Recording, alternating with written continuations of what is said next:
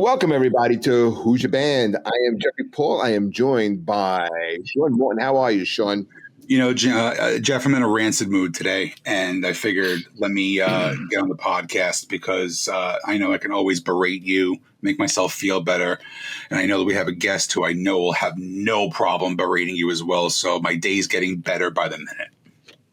All right. Well, with that lead up, let's introduce our guest.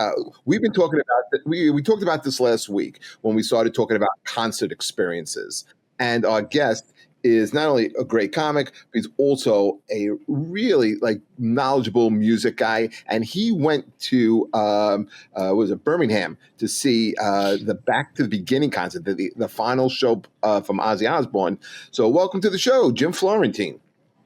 What's going on, guys? Good to be here. I appreciate you being on with this show today because I have a lot of questions after Jeffrey's done. Yeah. So first of all, great.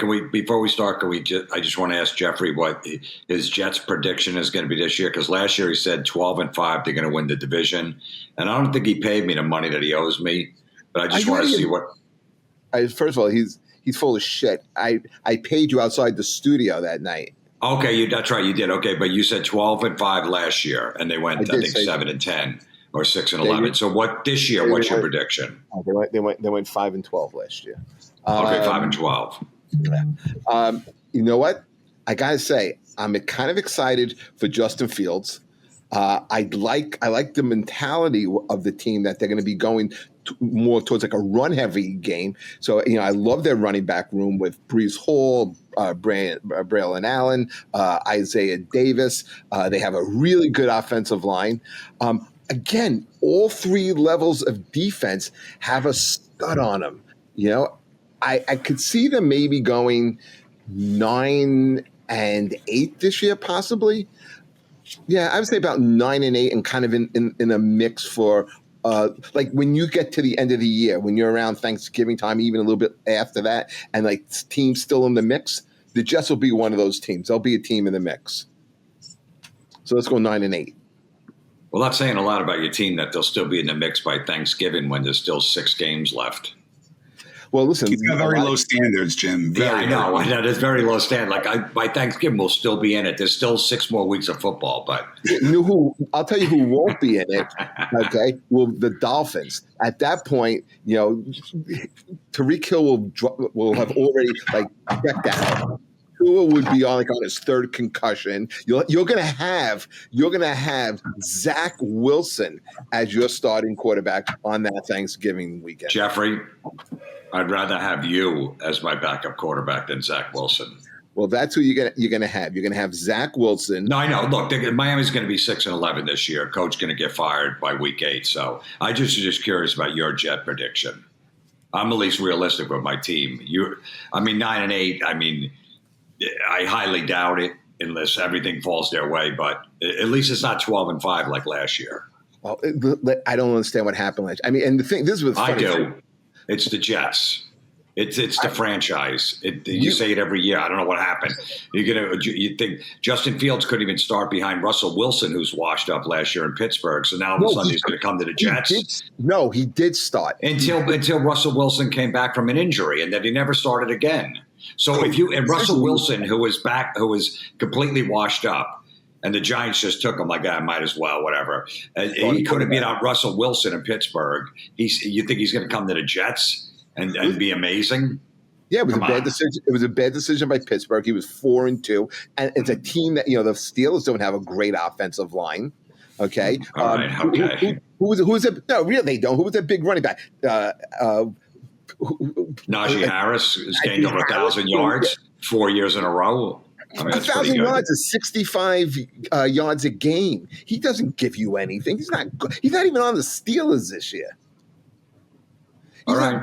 No, look, just like you said, Aaron Rodgers is going to win MVP and comeback player of the year. But, look, if you look at Justin Fields' history in the league, he's had some unbelievably MVP seasons. And when he didn't win the MVP, he should have. So I get it. I get where you're coming from, that you're excited about him. Okay, so he's been amazing. He's a little excited, too, because you don't watch the podcast. But last week he got his summer haircut. and now it's kind of growing into like a little bit of a retarded Ed Grimley. So let's see how it goes by next week. Next week will be fucking like the window, but then we're done. Anyway, let's talk about Black Sabbath. Who cares about the fucking football? Please, enough about the fucking Jets.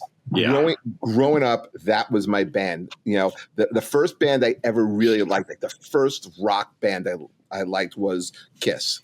And seeing Dressed to Kill, and then like I thought the progression was like the Rolling Stones, and then I got turned on to Sabbath. And I think the first song I ever heard was War Pigs, and I was hooked. I went out, I bought We Sold Our Souls for Rock and Roll. I saw them. I think the year was 79, where the opening act was Van Halen, and they were on, I think, the Technical Ecstasy. No, it was Never Say Die. You saw them at Madison Square Garden? Yep, over the summer. I was at that show. It was late. It was like August 28, 1978. I was there, too. It was my second concert ever. Me too. Wow. My first concert was Kiss on December 16th of the prior year. You know what? Now it's bringing back memories. I remember seeing a guy with a bad haircut that night. I'm like, that's got to be a summer haircut. Did you see a 2-year-old that was sitting outside Madison Square Garden by himself trying to get inside? Were you 2 at that time? Yeah. I had and these huge biker guys took our seats, and I was with my friends and my cousin. I told my cousin, I was like, Joe, tell them to get out of our seats. Yeah. He's like, I'm not telling them to get out. I'm like, no. I go, we bought them. They're our seats. They have to get out. And I mean, these guys were huge. So we did what you do in Madison Square Garden. You remember, you walk down, you got better seats. Did you do this? Because Sean thinks I'm crazy. And he said that no one did this. We used to get like packs of like firecrackers, and you tie the ends, and then you throw them up in the air. And the point was to make them go off before they hit the ground. Did you do that?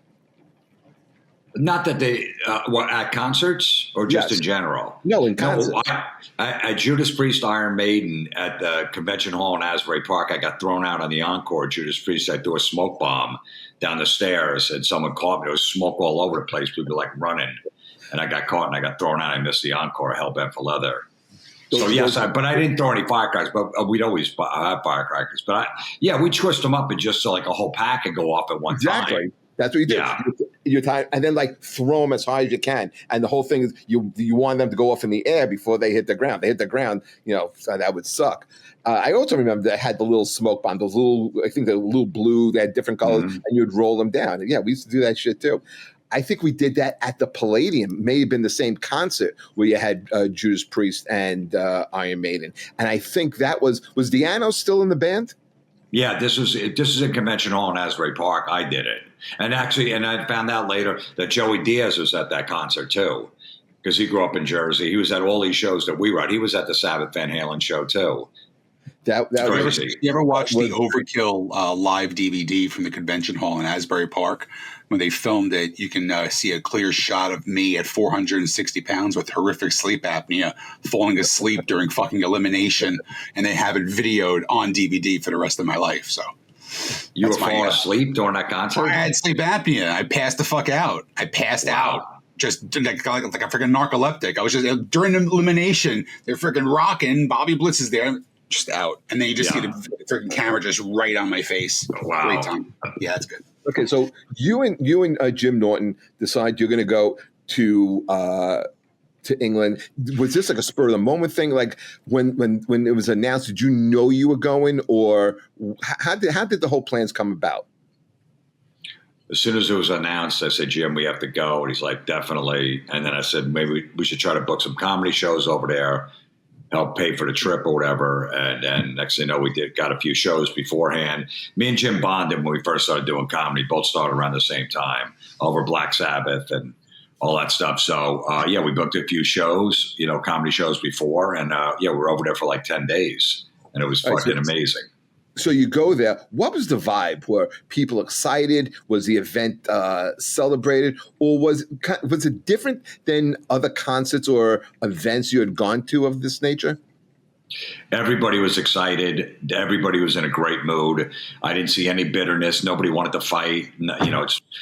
accidentally knocking somebody's beer over, being in the wrong seat or any of that stuff. Everyone just, and the lineup that showed up, there was just, paying basically your last respects to Ozzy. I think that's how the crowd was taking it. Everyone was just in a great mood. It was a great day, perfect 65 degrees, sunny. And the bands, the way there was only like a 10-minute intermission between each band, which is great. Mm-hmm. So you weren't just hanging around because they had a rotating stage. So they were setting up the stage behind as the band was on. So it just moved the whole. They were actually ahead of schedule by the time Sabbath went on, which is crazy after a 11-hour show. Now, since you guys kind of like know them, and I saw you guys did some interviews for was it Sirius XM? Did you have to wait online to get in, or did you have passes to get in right away? Because it looked like there was a pretty big line. Like people were lining up kind of early because the concert started about 1 o'clock. Yeah, it was a long line to get in. We were trying to figure out where to go. Whatever. We eventually got in. It took us like 15, 20 minutes because it was a big pain. But I think it started. I think I messed up. Maybe 1 out of 1 or something like that. So, but it was just an amazing. I've never seen an event like that. I've never seen such everybody in just a great mood, enjoying the moment, and just knowing, and just that all those big bands come there to pay respect to Sabbath and the lineup. I mean, it was just fucking one after another.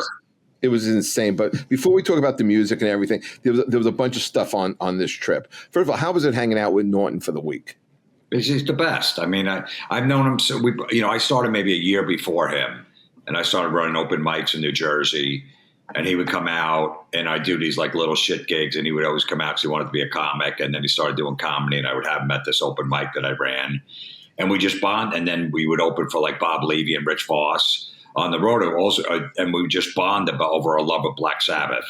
And we've been friends for over 30 years. We were roommates together for probably about 5 years too. Oh, wow. So tell the story that you. It was your idea, like you found or you knew of the Black Sabbath house, and sure, this is the house on the first album. How did you find it, and were you surprised it was even still there?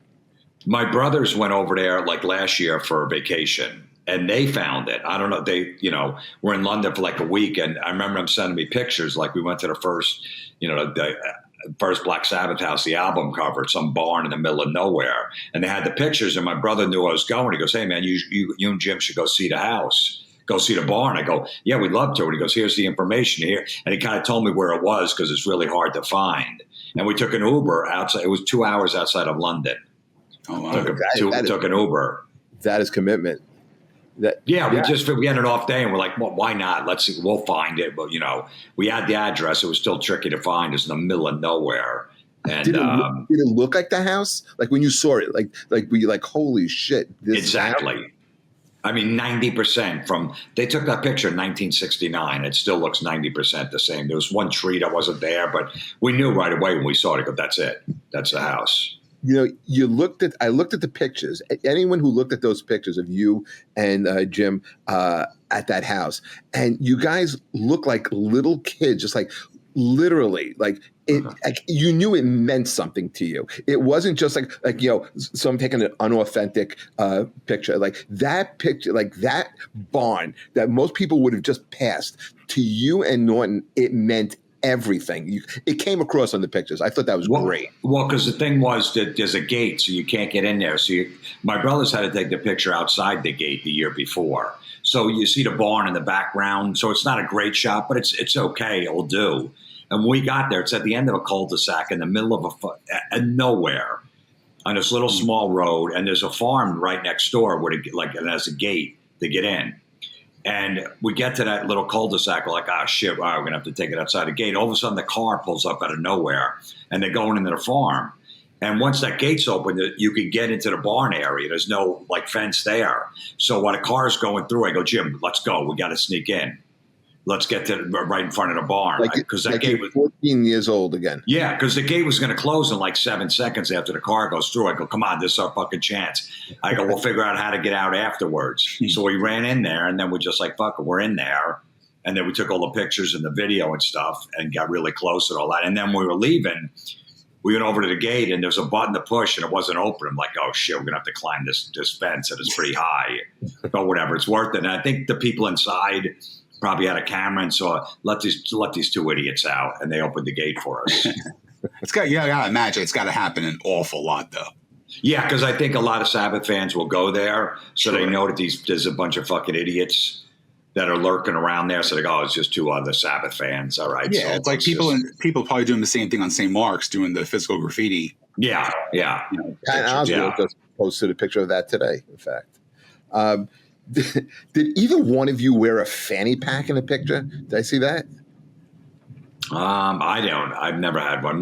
Norton might have, because he keeps his shit in there. So, fuck, man. I want you to understand something. We had a pre-show meeting before this podcast, and Jeff said, I have really important questions that I want to ask Jim before you start talking about the concert. So I want to make sure the fanny pack was one of the important ones. It is an important question. I've never worn a fanny pack in my life, Jim, because you're straight. Yeah, I think I'd rather play pickleball than wear a fanny pack, or fantasy football. Right? I've been wanting to get him into a fantasy football league. He don't want to do it. You don't do it either, right? I believe it. You don't do fantasy football either, right, Jim? Yeah, I'm a grown up. You know what I mean? What's my answer, Jeff? Every year, what's my answer? I have a mortgage. I asked Sean. He says he likes vagina. Yeah, right. Exactly. I have a mortgage. Right. I have to take care of a house. Yeah, so we have I'm a little past that. Together and do it. We have a cool class. It's a lot of fun. Real cool. Yeah, it's a lot of fun. You got like 35 features from fucking the Northeast, all meeting in one room. The only way that fantasy football draft would be fun if there was like 80 or whoever's in the league, and you're all getting blown at the same time by strippers. No. And as you're picking your team. That's pretty fun. That's how we would do it as normal people. Right. But they just blow each other after the fantasy. No, one of the drafts we do it at Black Betty's downstairs, private room. We have snacks. It's fun. Snacks. That's what I love. That's great. Jeff, I live 5 minutes from Black Betty's. I'll buy my own snacks. Yeah, I know. That's what I want to do. Eat snacks at a strip club. No. And the basement of a strip club. I know the basement there. Fancy football players. Hey, did you get any cool merch when you're there? Because I saw Norton went on Gutfeld and he brought Gutfeld this shirt. That fucking shirt looked amazing. Yeah, I bought the 2 or 3 shirts that they had. We had to get everything. It was great because what they were doing, they were selling the merchandise the day before outside the venue. Mm-hmm. So it was great. So because we saw people walking around Birmingham, we're like, where'd you get those shirts? Oh, outside the venue. So we said, let's go there. Because we're staying like 25 minutes away. Go, let's take an Uber there, get the merchandise so we don't have to lug it around the whole day the next day. Yeah, we did that. Misfits did that too at Prudential. I think Guns N' Roses do it for their tours too. They set up like the day before or like the morning of the first show, and they crack open the trailers. It's so much easier to do it that way. Yeah, yep. Taylor Swift did the same thing. And you would know that. Did you guys have your fantasy football draft at the Taylor Swift show in between the opening act and her? No, you guys really should come to the draft this year. It would be nice. I'd rather come to my brother's funeral.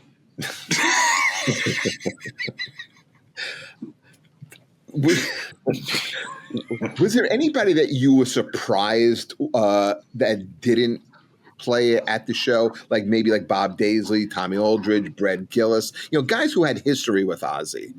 Brad Gillis should have never been there.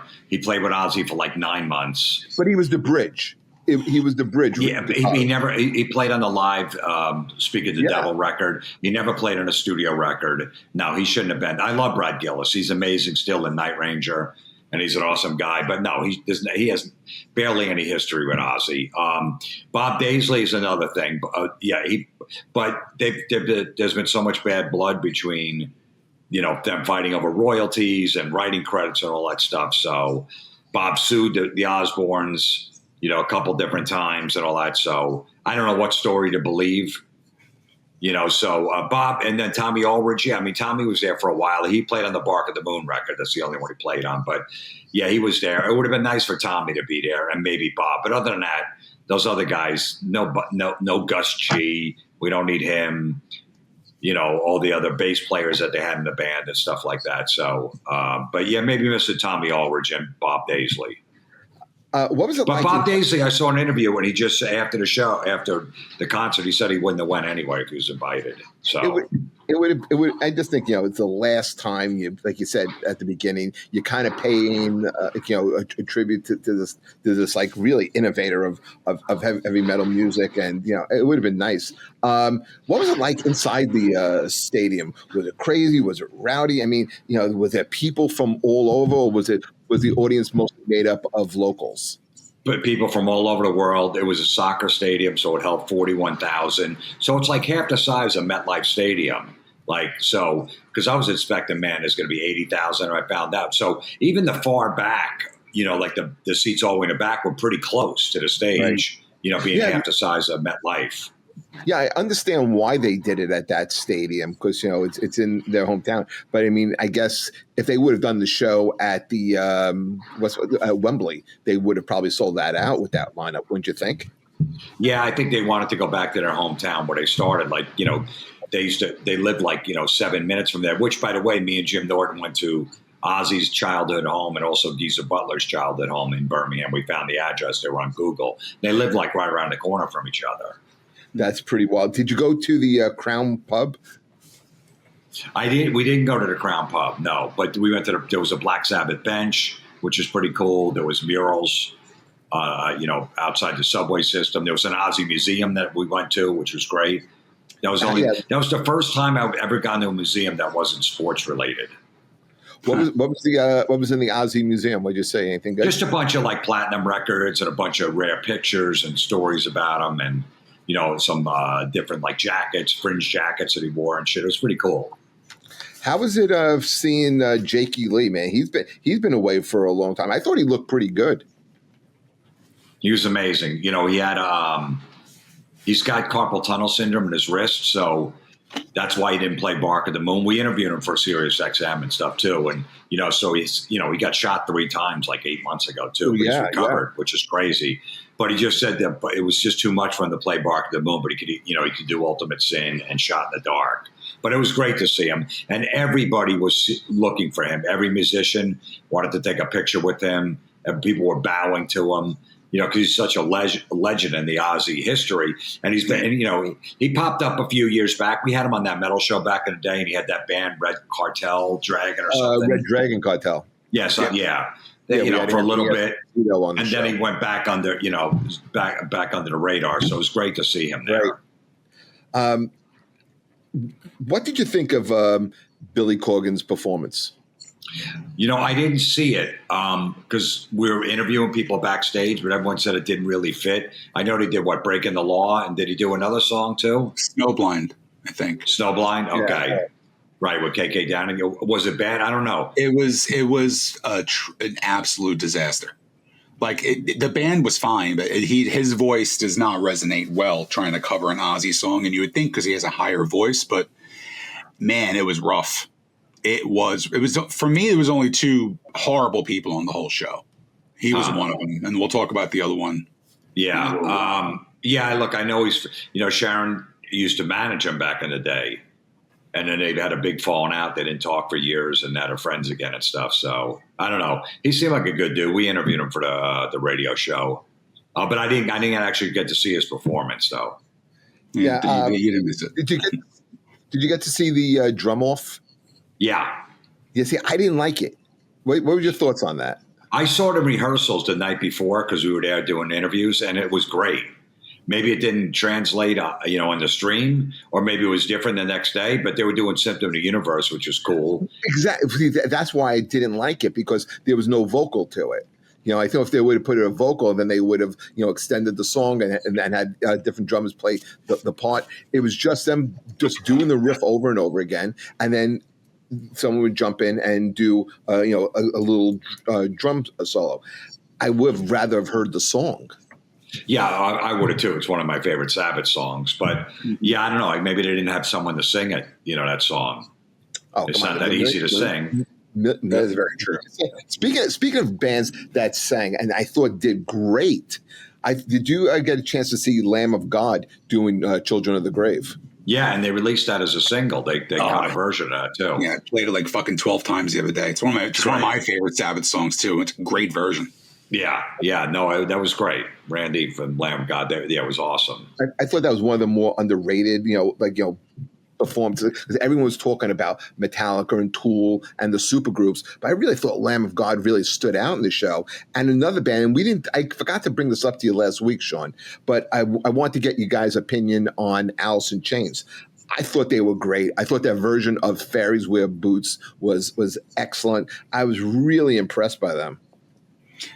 They were great. I mean, so Jim, you didn't see the live stream, obviously. That was the only song that got cut off during the live stream, was when they were doing Fairies Wear Boots. Right, but then they replay it later. Yeah, they replayed it later on when they fixed the audio. But that was like the only real technical glitch they had in that whole day, which was really mind-blowing when you think about it, having an 11-hour concert. You're only having like 3 minutes of audio dropping out the entire time. You can't ask for much better than that. With all those bands and all that music, and I thought them opening with Man in the Box, you forget how great Alice in Chains really was as a band, No, they knew exactly what song to open with, to get that crowd going right off the bat. Did you like Ozzy's solo performance? I loved it. I think I liked it more than Sabbath's performance. Yeah. You know what it was? Because when he first came out, just to see him pop up from under the stage in that chair, and he's actually singing, which was, everyone was like, oh man, is he going to make it? Hopefully he makes it. Ozzy's even saying, I don't know what I could do, bits and pieces, we'll see. And just when he started singing, they opened with I Don't Know, which was great. I love it. It chills. I mean, it was unbelievable. It almost wore off by the time Sabbath got on that Ozzy was up there. Jim, do you remember, we're about the same age, so you may have gone to the concert. Do you remember back when Ozzy toured the first time with Blizzard of Oz on that album? I remember seeing them over at Nassau Coliseum, because I don't think they played the Garden or anywhere close to New York. That was the closest place. The opening act was Def Leppard, middle band was Joe Perry Project, and then it was Ozzy, and they opened with I Don't Know. Did you ever see them with Randy Rhoads? Yeah, I saw him 5 times with Randy Rhoads. They played Convention Hall in Asbury Park with Randy, with Def Leppard opening, but not Joe Perry. And then I saw him. I don't know where else did I saw. I saw him 3 nights in a row down in Florida when I was living down there with Def Leppard and Ozzy. But just that he went back and he played, in Suicide Salute. It was a great set list that he had. I was glad, because I'm not a big fan of No More Tears, the song. To me, it's like, it's all right. Just kind of progs along. So I was happy he did Suicide Solution instead. Yeah. That's I listen. There's a million songs that you could say that he would have done, and he would have left something off, and you would have said, "Oh, I missed that one too." I had something else to ask you about. Wait, did you guys see on the stream when they were playing Suicide Solution that they were playing Randy solo when Zakk was doing it on the stream? Yep. From that old footage from Rochester back in 81? Yeah. Okay, yeah. It was great. I agree. Why do you think it was like, I think Ozzy sounded really good doing his solo songs, but then when he went and did the Sabbath stuff, especially War Pigs, that sounded like that was like a mess. I'm going to tell you the reason why. I know exactly the reason why that changed up. And I hate to say it, it's because of Bill Ward. Bill was a little behind, and I'm just saying that from like a musician point of view. He was a little bit behind, and I think he was throwing Ozzy off a little bit. So if you listen to the way that Bill was playing, he had to really adjust a lot of his fills, because he really just can't play them anymore. So the way that he was adjusting his fills, I think, kind of threw Ozzy off a little bit, and that was the disconnect. Yeah, that's what a lot of musicians are saying, and even Tony Iommi said after the show that they were going to do 6 Black Sabbath songs, because Bill hasn't played that long, and they were like, they knew Bill couldn't do 6, right? So they were going to do Black Sabbath, the song Black Sabbath, and also Fairies Wear Boots. That would to see him do Black Sabbath would have been amazing. But you know what? Even though they did 4 songs? 4. 5 songs? Okay, I still thought it was great one last time to watch the original four, because you don't get an opportunity to see that very often. Who was the band that was disinvited to play the show? Motley Crue. Is that known? It's not known yet. I know who it is, but I can't say that's Sharon to reveal. But I'll tell you something. It's not Motley Crue. Okay. Motley Crue, supposedly, Vince has had some real serious health issues. I think maybe some heart stuff. I don't know for sure, but that's the rumor. That's why they canceled a bunch of shows. So they weren't going to go over there without Vince. What are they going to do? So I think they would have went if Vince was healthy. Please tell me it wasn't Maiden. No, they've always had a bad history with Maiden, with Sharon and then, look, Maiden was on tour over in Europe, so they couldn't do it. AC/DC was on tour because they wanted Angus to come and Brian, but they couldn't do it either. And also Scorpions and Priest are also on tour. Right. So none of those guys could. They were all touring around that time, so none of them could come to the show. I guess she'll let everybody know when she's ready to let people know. Did you go to any cool parties? And if you did, what was that like? There was like an after party after the show, backstage and stuff. And it was like, they said Ozzy was going to show up. And we're like, me and Jim Norton were just hanging out. We're like, there's no way Ozzy's showing up after that, and then he fucking came in. It was crazy. Came into the after party with his whole family. That's, if you saw the video, that's when Sid Wilson proposes to Kelly Osbourne. Yeah. And if you look on the right, who's right there? Jim Norton. It's Jim Norton in that stupid sweatshirt. And I was right there next to him. What happened? He came in a wheelchair or whatever, and he was in the corner, and just people coming up and saying hello to him. And me and Jim went right, like about 30 seconds before that whole video went down. Me and Jim said hello to Ozzy. He goes, "Great job." He goes, "That's crazy. You guys went to that barn. That's nuts." And then all of a sudden, all these other people were, and they're like, "Everyone, quiet!" And that's when he proposed. So what was this is what I wanted, one of the questions I wanted to ask. I mean, I've known of the guy beforehand, but what was the reaction after Youngblood goes up and does Changes? Because I think that performance just catapulted this kid's career. Because if you saw beforehand, he's doing shows like at the Brooklyn Paramount, right? They were doing for like $38 a ticket. This is like a week before the concert. The week after, now they're going for $400 a ticket. Oh, you mean here, over here? Yeah. So what was it? What was were people surprised at how big that performance was going to be? Like, he's not really a rock guy. So he was really one of the only ones that was kind of out of the genre who was stepping in to perform that day. I saw him the day before at rehearsals. I had no idea who he was. I thought he was like some actor. He looks like an actor dude. I was like, it must be just, I don't know who he is. But I guess he's friends with the Osbournes. He lives next door to him or something over in England. And, he's big over in England with his rap career. I didn't know who the hell he was. I had no idea, but I'd say 90 to 95% of the audience had no idea who he was. No, absolutely not. I mean, it was amazing what he did. Right. But it was incredible. Audience liked him afterwards, right? They loved him. Yeah, that was, I think, in my opinion, that was probably the best performance of the whole night. People were saying it was almost like equivalent to Freddie Mercury at Live Aid. And that's what I said. I think I said it to Jeff. He's like the absolute mix. If you take like Bowie with kind of like that androgyny and the fashion sense and shit like that, and then you take Freddie Mercury with the power of the voice and the showmanship, you take that in half for both of them, and that's this kid right here. He's just absolutely phenomenal. Yeah, I mean, the crowd went nuts. I mean, he just had the whole crowd singing the song. People were crying and shit. It was great. Yeah, that was my favorite. I love that. Sure. As far as the covers go, I mean, there were some covers I thought they were a little off. I'm not going to lie. But when we were talking about Billy Corgan before, that hurt that his performance was really bad. But the worst for me was Guns N' Roses, because I am a Guns N' Roses fanatic. If I turn my thing there, you'll see the flag behind me. I mean, I have a slash tattoo. It's stupid. Axl I've never heard him that bad in my life, and I've seen him a dozen times, and I don't understand what the issue was, but he was just completely terrible. Well, first of all, the songs the Sabbath songs they picked were amazing. It's All Right. And Right. Junior's Eyes. That's what made it so hard to And watch. Bloody Sabbath. But no one really knows this. I mean, so Guns N' Roses did a show the night before in Switzerland. They didn't get off stage till like midnight. By the time they got to Birmingham, it was like 3:30 in the morning.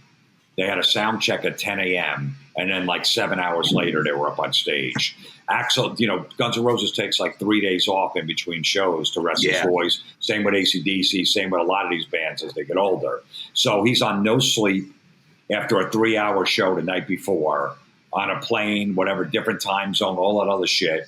And then has to go up there in the middle of the day and sing those songs that are tough to sing. So, and they had the longest set list out of pretty much any band besides, I think, Slayer. No, I think Metallica, they both did like maybe 25 to 30 minutes Metallica. Okay. And them. But yeah. I think, look, if they didn't have a show for 3 days and he rested his voice, he would have sounded 100 times better. It killed me because Sabbath, Bloody Sabbath is just like it's a top five for me. Top five. No, I know. And I named my fucking dog after that song. You know what I mean? Like, that's how much I love that fucking song. It hurt. Yeah. It hurt to hear it. No, and Junior's Eyes is fucking phenomenal. The deep track off Never Say Die. Yeah, it's a great song. I know. I was so surprised when I saw a copy of like what they were playing ahead of time. I was like, "Oh, this is going to be phenomenal." And then I was like, "Who did Never Say Die? Did somebody cover it?" Yeah, somebody who did again. GNR. No, GNR did. Yeah, GNR did. It's all right. Never Say Die, Junior's Eyes, and Sabbath, Bloody Sabbath. That's right. Right. Yeah. Because Never Say Die is also in my top 10 Sabbath songs. And very disappointed. What did you think of Tool? I like them. I'm not a big Tool fan. I like the cover version that they did. I like that. Hand of Doom was really good. That version was really good. Yeah. I say that the MVP of the whole concert was Nuno Betancourt. It's so funny you say that because there was so many older metalheads there going, that's the dude from Extreme? I never knew how good he was. No one knows because those old metalheads, because they didn't listen to Extreme because there's hair metal and more than words and wholehearted. So, I've known that forever and a lot of guys knew, but most of them like, I didn't know that guy was that good. I go, he's the modern day Eddie Van Halen. Oh, I've been saying for since I was in grammar school when their first record fucking came out, this guy was one of the greatest living guitar players on the planet. I drove to Milford, Connecticut to an oyster festival for 103 degrees outside because fucking Extreme was playing because I hadn't seen them since I was 12 years old. I was melting, but goddamn, this guy is just and I'm a guitar player. So like when I watch him, I'm just like, I fucking hate his guts. Like that's how good his hand, you don't even see his hands moving. It's ridiculous. He couldn't do, Sean? On one of the rock and roll cruises, he could not do the opening because I love Eddie Van Halen's my favorite. Yeah, he couldn't do the opening of Mean Streets. Was that when he played with the Van Halen nerd band? He played. Yes. Okay. Well, I was on that cruise. He tore his ACL that day playing basketball. On the cruise, and he did an Extreme show that night and actually went over there on one leg the day he tore his ACL. So maybe he's a little off because of that. Maybe. I mean, that is a really hard riff to play. Hey, were there any songs that weren't covered at the concert that you would have liked to have heard? Oh, yeah. I mean, I know every fucking Sabbath song. So, I mean, Megalomania, The Writ, The Thrill of It All. National Acrobat, I would have liked to hear too. That would have been Supernaut. Would have been great. I was going to say, did anyone do Supernaut? They did. No. Yeah, they did. That's right. Somebody did that early in the show. Yeah, that's right. I didn't see that. I didn't get a chance to see that. That's right. Someone did Supernaut, but first band that went on. Yep. Tomorrow's Dream would have been great. Lord of This World, After Forever. So. Yeah, it was it was great. You could have done the show 2 day. You could have done a 2-day concert, and you probably still wouldn't have been able to do all the Sabbath songs that you wanted to hear. Yeah. I also thought what's his name looked and sounded great was Zakk Wylde. He's always great. I mean, with Pantera, the Ozzy solo. Pantera.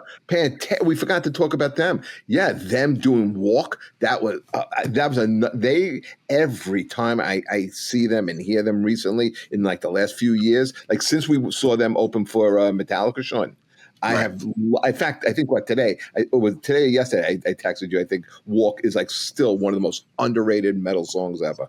Are you going to underrated metal song? It's like the most popular metal song of all fucking time. How is it underrated? No, you guys going to see him? I see him at PNC. They're playing at July 31st. Pantera. Yeah, PNC. Got my tickets. I'm going. Absolutely. I'm on the Jeffrey road. Can't go. That's the fantasy football draft night. I'll go with you, Jim. I want to meet everybody. Yeah. All right. Yeah. Well, yeah. Jeffrey, enjoy your snacks. I want to get Dak Prescott, so I'm going to try and make a trade before the draft happens. I'm very excited about that. I'm happy they're doing the Pantera reunion. I really am. It's just, it's hard. I think it's a hard thing to watch sometimes. Does that make sense? Yeah. You know what? I saw Rita backstage, Dime's wife, girlfriend forever. And I said, man, it really made me sad because I really wish Vinny and Dime were there at that Sabbath show, being such big fans and with all those other bands just hanging out with each other and not seeing each other for so long. They would have loved to be there. They love Sabbath, both of those guys. Oh, God, yeah. And one of the things I thought I heard you guys talking about, you did interview Maynard from Tool, right? Yeah. Okay, and did you get out of him that he's really into comedy and Bill Hicks was like his favorite comic? Yeah, we talk comedy most of the time. He just said he used to go to like this alternative room in L.A. and see like Brian Posehn and Patton Oswalt and Ginny Garofalo, and they would go there like every Monday, Tuesday night to support. He's a big comedy fan. They knew who Jim was. They didn't know who I was. They're like, don't take it personally. I go, I don't care. He has a room in Jerome, Arizona that I went to, and I got to go up. It's a store, and on the top is a record store. And it's not like, it doesn't have like, you're not going to find whoever fucking a pop group now. You're not going to find Boys to Men or whatever. Right. And downstairs it's a bar. It's a barbershop and a performance space. And I think he's originally from Chicago or Illinois. I don't know. Yeah. And he, on tour, and he had took some time off, and, out in Arizona, on your way between Sedona and the Grand Canyon, there's a little nothing town called Jerome. And it's a very, very cool little artsy place. Kind of think of a small version of Austin. And he has a place there, this store and performance space. So I got to go up over there. I love Tool, man. I think, they're just such a heady, moody type of band. And I thought they sounded so good. I thought it came across really well on the stream too. Yeah, no, they were good. And, they don't do that much press, so I'm surprised that they agreed to do an interview, but they're huge Sabbath fans. Was there anybody there that you would have liked to interview that you didn't get a chance to? Axl. Axl would have been great. Hatfield would have been great. Steven Tyler would have been great. He was absolutely phenomenal. Shit. I saw him the night before in rehearsals, and I couldn't believe it. I'm like, holy, he's going to steal the show tomorrow. Yeah. I was watching him all fucking go back and forth. Yeah. Absolutely, man. Amazing. That blew me away. Absolutely. And even Sammy Hagar sounded phenomenal. Fucking guy's 78 years old. Yeah. Yeah. We're 50 minutes into this podcast, and we haven't even brought up Sammy Hagar and Steven Tyler. That's how insane the talent was on that show. Yeah, Aerosmith has to do a final show like this. Well, I just read an article today about Joe Perry getting interviewed about that, and they're saying they're going to start talking about it to do one final show, considering that how well he performed at the Sabbath concert. I'm sure he's been he had the throat problems. He hasn't, sang or anything. You haven't heard from him in almost 2 years. So He's obviously cured from it and stuff. So they should do, a couple shows, and say goodbye. And it's a band that still has all the original members alive still. Well, Joey Kramer was out of the band like for the last couple of years. He didn't do the last 10, 15 shows. So hopefully they bring him back if they're going to do, they have some issues. I've never seen fucking grown men fight to like Kiss. I was going to say, you haven't seen Kiss. Kiss, who for once they could have put their stupid petty differences aside at the Rock and Roll Hall of Fame Awards. They could, or the last show at the Garden. It's like Sabbath did it. We got Bill Ward back. It's like, come on, man, bring Ace and Peter back for your last show. Fuck, the other guys, Eric Singer and whatever. Just put, for the encore, they're coming out. Those guys going off the stage and they're coming out and doing it.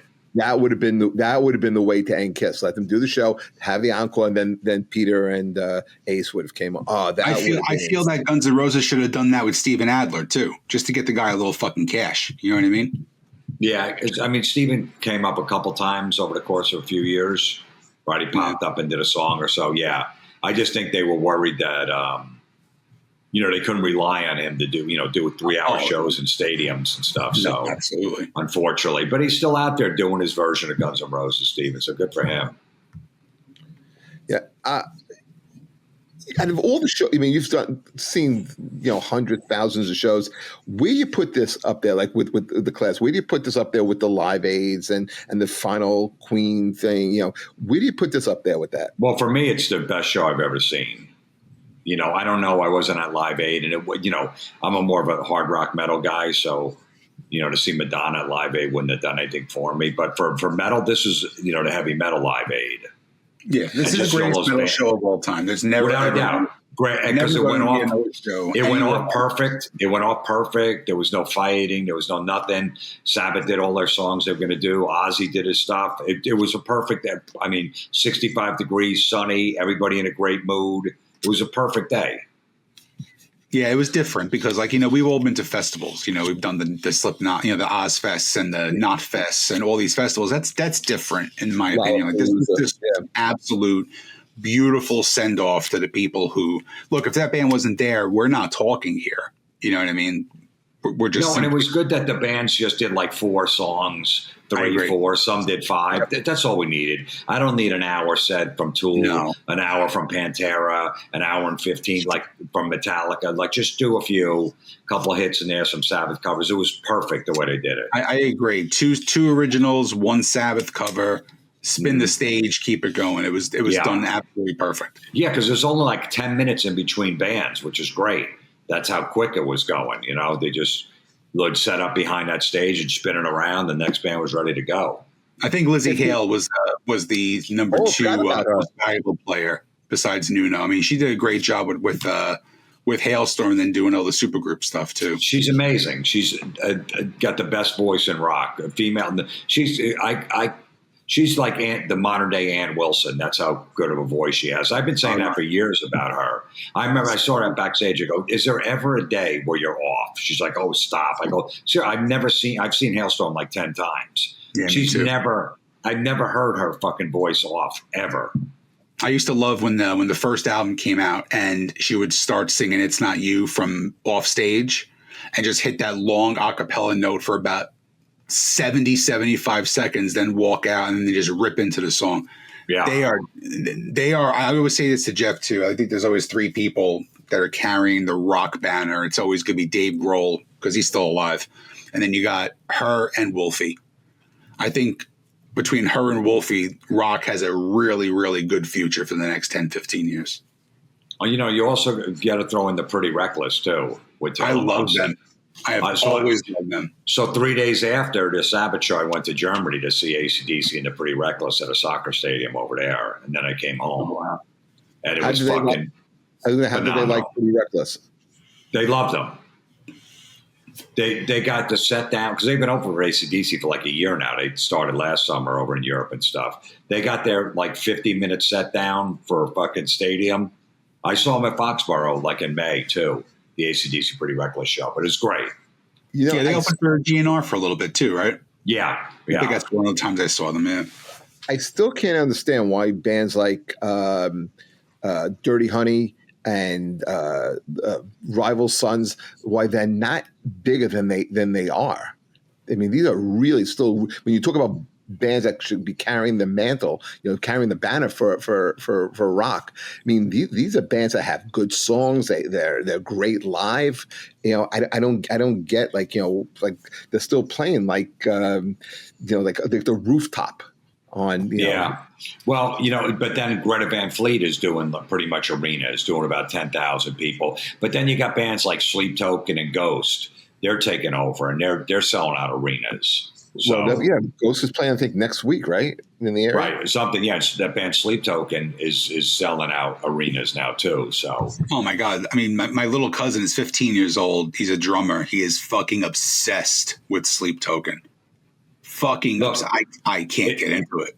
Yeah, I can't either, but it just that if it's rock and it's hard rock, whatever. Yeah, I agree. Rather than do that. And young kids like it, they're going to explore other stuff. And, like a lot of, it's funny because like back in the day, Dane Cook introduced the younger generation to stand-up comedy because he was he was so big at that point that 14-year-old kids started getting the stand-up. And then all of a sudden they realized there's other great comics out there too.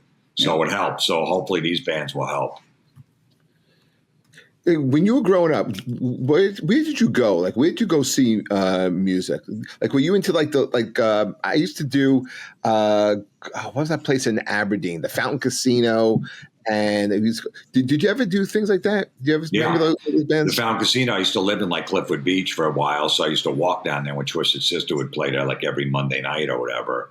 So I saw a bunch of shows there. I saw Motorhead. I saw Metallica open for Twisted Sister at the Fountain Casino.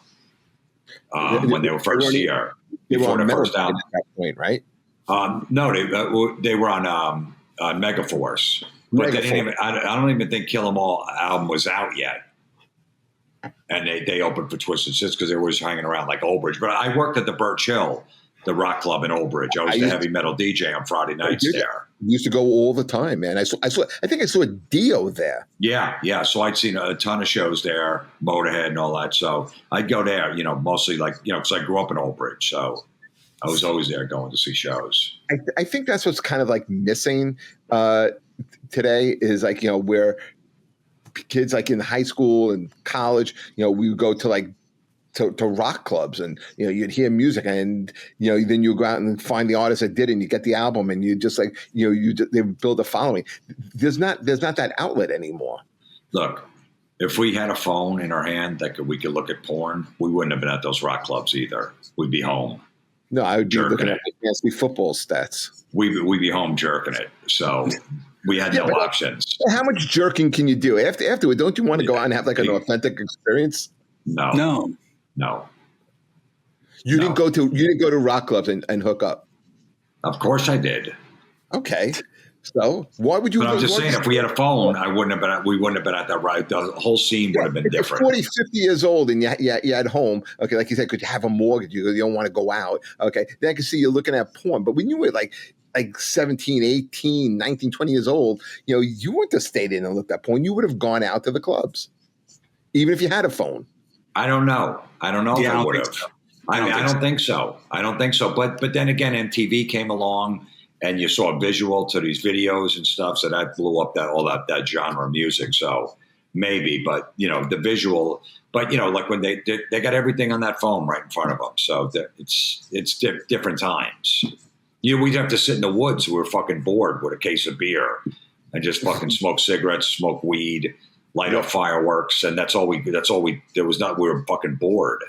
That was basically exactly what they did in Staten Island. Yeah. But instead of getting like a 6-pack, we would get a keg. I think we charged like $2-3 a cup. Okay, and everyone drank from the keg, and there was a radio playing like Sabbath and Zeppelin, and like you'd stand around the fire, and then like maybe you found out someplace there were girls, so 7 guys would pile up in a car.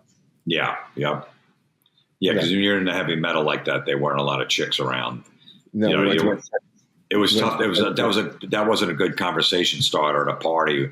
A hot chick. Can you believe Bill Ward left Black Sabbath? Well, it's kind of like when you're trying to kick it to a chick and you're saying, can you? I don't know about this Dio guy who's going to be in Black Sabbath. I told you Florentine, I think, lived the fucking same life as me. I remember being at a party and Hold on a second. If you guys are close to the same age, Jim has lived a lot fucking better life than you have. I just want to just stop that real quick. Now continue with your story. No, look, he was in Staten Island. Probably got a lot of pussy in Staten Island. I'm at a party and I'm all bummed out and I'm talking. I was like, I never heard of Dio. I'm like, who is this guy? And he's going to be taken over for Ozzy. Ozzy's out of the band. And I'm talking to this girl and she wants to talk and I'm talking about Black Sabbath. And she's like, what's wrong with you? And she just literally walked away from me. And I'm like, I remember this. I was going out with this girl, and my friend Rob Milletta calls me up. He's like, "Hey, look, my dad just got tickets for us to go see Cheap Trick at the Palladium. You want to go?" Like, fuck yeah, I want to go. So I go. I was supposed to meet my girlfriend at a party. I don't go. There's no cell phones. There's not enough time to call. I just go. Next, this was on Saturday. Monday, I see the girl in school. She's like, "What happened?" I'm like, "I went to go see Cheap Trick." And I'm thinking, that's enough to get me off the hook. She's like, "We were supposed to go to the party." I'm like, "Do you understand what I just said? I went to see Cheap Trick." I was learning to play the drums. I learned how to play the beginning of the drum solo of "Ain't That a Shame." How do you not understand? I'm going to see Cheap Trick. That's how much music meant to us growing up. Yeah, I know. Like what I said, like we didn't have any distractions. There wasn't even cable TV, or maybe it was just starting at that time, a little, I guess. So there was like 4 channels that showed corny sitcoms. So we really had nothing else but to focus on the music and shit like that, and just hanging out and just listen to albums and reading the back of them, the album covers and shit like that, because there was nothing. We didn't have any other distractions. Well, I used to do the same thing. I used to sit there and read every line and note, everything about the album. When I graduated college, I used to own a record store in Staten Island while I was in school. Okay, I was like 20, 21 years old, and I owned this place in Eltingville. My first job out of school, I worked A&R at CBS Records over at Black Rock, and my job basically was, and I got the job because I looked at the bottom of the albums. I saw the address. I sent out cover letters and my resume. I sent out a resume, I think, on a Wednesday. The following Tuesday, I got a phone call from this woman, Martina Washington, and within 3 weeks, I was working at CBS. I was on the 11th floor, on the same floor as Walter Yetnikoff, the president of CBS Records, and I was basically the go-between between the artists and our finance department. Making what sure year was this? This was maybe 85, 86. Because that's around when Ozzy was with CBS Records at that time. Because I remember when I got hired, the guy who hired me, this guy Pete Lapaki, hired me because we wound up talking more about baseball. And then, I guess a lot of people can do the job, but if you can get along with the person, you have an edge. And I think that's what got me in the door. And I loved it. My only problem was I was too ambitious. I really thought I should be running the company. What's the guy's name? Pete Lapaki, you said? Yeah. Yeah. If you is he in your fantasy football league? No, I don't know what happened. He's not in my fantasy football league. But he was the guy that turned me on to White Snake. I mean, White Snake, they were on Warner Brothers, and we would go across the street and go into the store there, and we were able to get records really cheap. When records would be sold for $7, $8, we get them for $2, $3. Nice. Yeah. But yeah, no, man, those were great times. Are you sure you really? I don't know how you don't want to join this fantasy football league. We got Gino to do it. I'd rather join NAMBLA. Come on, you wouldn't rather. Jeff join has a NAMBLA. connection for that too. So what's that? Listen, I say Jeff has a connection for that too. Probably, yeah. Pete Lapaki. We'll have chicken wings. There'll be other snacks. You can have some beers. There's Blue Moon. I know you're a big fan. Yeah, you drink that. I love fruit. I love fruit in my beer. I love drinking beer. Like when I would drink in the woods in the 80s, I'm like, if they could just put fruit in beer, it would make life it'd be so much better. Right? You know what I mean? I just can't believe they didn't think about that. That's what was missing from beer. I didn't know a lot. My uncle was my best friend, right? So when I saw him, I was probably 13, 14, and Sam Adams put out Cherry Wheat. Do you remember that beer? Yes. And I asked him, I said, I didn't realize that you were gay. Right. At 13, I knew that. You knew that. Even a Corona, I'm I don't need a fucking lime. It's a beer. No. It's fine. I don't want the grubby fucking bartender who's just fucking scratching his balls on the inside of his underwear to touch my lime and stick it in my fucking bottle. He's picking his ass. I'm good. I'll just drink it without the lime. Even when I did a shot of tequila, I never took the lime and the salt. I'm let me just, it's going to be nasty. I'll just fucking drink it. It's fine. Let's not make a spectacle of this. You didn't suck on the lime? No. No. I'm not a chick. Oh God. Anyway. Yeah. I'm going to be with Jameson tomorrow night. We're going down to where are we going? That's a gig in Delaware. Starboard. Oh, Starboard. Yeah. It's a good gig. It's a little rowdy, but once you get in the room and it's quiets down, it's fine. Yeah, I do it every year. I'm doing it, I think, in August. Good. Well, make sure you get like a beer. Try it with a little bit of fruit. You may enjoy it. That's what I'm saying. I won't. No. Yeah, see, you guys, I think the problem is like you guys aren't open-minded. No, it's not that. Why don't in 2025? We're just straight. No, you try beer with a little bit of fruit in it. You join my fantasy football league, okay? Why not? And then the next question is, I'm not saying anything, but I'm not gay, but if I was, I mean, like you might be the guy that I like. Yeah. Yeah, that's what comes next. It doesn't have to lead to homosexual sex. I think even my 15-year-old son is done with fantasy football. I think he's like, they did it for a couple of years. Guaranteed he's not done with it. It's actually growing. Do you guys play games like after? It's not growing. It's not growing. Oh, absolutely, it's growing. It's not. Do you guys growing. play games like after? No, but they have goofy names for their teams. Well, I figured they would I figured that their favorite game is cut the lights and just play Guess Who's in My Mouth. Well, they probably that's halftime at a draft. Yeah. They do that. Yeah, fucking Florentine. Definitely, I do have goofy names for I name them after like guys on the team. Like on my fantasy baseball team, I had this guy Schwellenbach and Trey Turner. So my team's name is Schwellenbach Turner Overdrive. Oof. Tell so I'm interviewing for a new podcast co-host as tell Jameson now when you guys are driving to Delaware tomorrow. Tell him about your fantasy football names.